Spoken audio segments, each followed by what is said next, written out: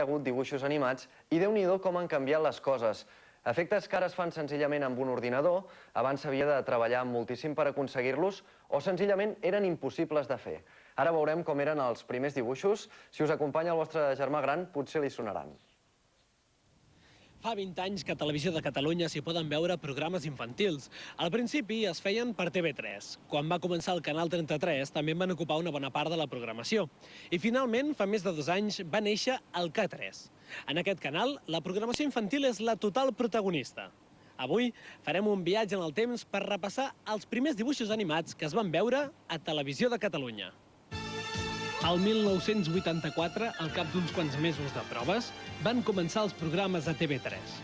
Juntament amb les sèries, els informatius i les pel·lícules, van aparèixer els dibuixos animats. Els primers van ser els de Pac-Man, inspirats en un videojoc que en aquella època era molt famós, el Menjacoc. Pac-Man! Soc jo! Pac-Man!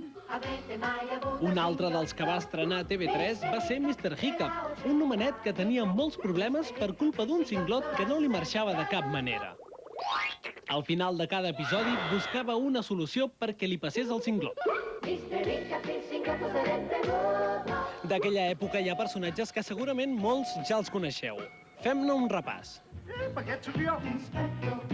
Això és tenir sort! Qui et aquí clavat? Mou, gadget, mou. Gadgetòfon! Gadget no barret! Mou, gadget, mou. Gadget no veus! Elàstico, gadgets, vet aquí els bandits! Inspector Gadget. No s'han d'escapar! I si l'espifia, cap a galeres va! Nato Pranots? Durant molts anys s'ha pogut veure com era la vida d'un osset molt simpàtic i els seus amics. Eren les històries de l'osset Faluc. Hi ha sèries que es van estrenar fa molts anys i encara s'emeten ara, com per exemple el Doctor Slump. N'hi ha d'altres que s'han emès durant molt de temps i n'hem pogut veure diferents versions, com Bola de Drac.